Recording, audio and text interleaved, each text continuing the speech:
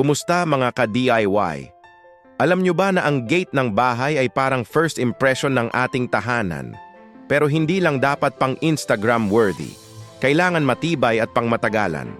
Napansin ko kasi sa mga comment section, marami sa inyo ang nagtatanong kung bakit madalas nalulundo o lumalaylay ang gate nyo. Kaya ngayon, bubuksan ko ang mata nyo sa pinakaimportanteng bagay na dapat nyong malaman bago magpagawa ng gate. Isipin nyo to. Nagpagawa kayo ng magandang gate, nagbayad ng mahal, tapos after ilang buwan, nakasabit na lang siya ng hindi maayos. Nakakainis, di ba? Kaya importante na maintindihan natin kung ano ang tamang material para sa frame ng ating gate. Sa Pilipinas may 3 karaniwang materyales na ginagamit. Una, ang angle bar.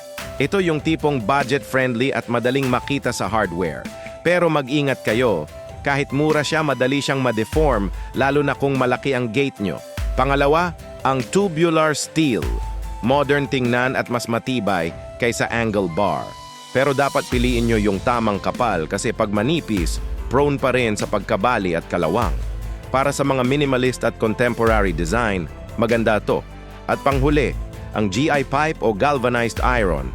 Ito yung parang boss fight sa mga gate materials. Matibay, hindi madaling kalawangin at perfect sa malalaking gate. Pero syempre, may kaakibat na presyo ang tibay. Mas mahal siya at mas mabigat. Pero alam nyo ang pinakaimportanteng tip ko?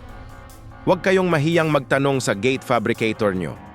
Sila ang expert dito at dapat silang magbigay ng tamang rekomendasyon base sa design at size ng gate na gusto nyo. Abangan nyo ang susunod nating episode kung saan tatalakayin natin kung paano maiiwasan ang kalawang sa gate. Kung gusto nyo pang matuto ng iba't ibang home improvement tips, i-follow nyo lang ang channel na to at i-click ang notification bell para updated kayo sa mga bagong videos. Salamat sa panonood. Hanggang sa susunod na DIY adventure natin.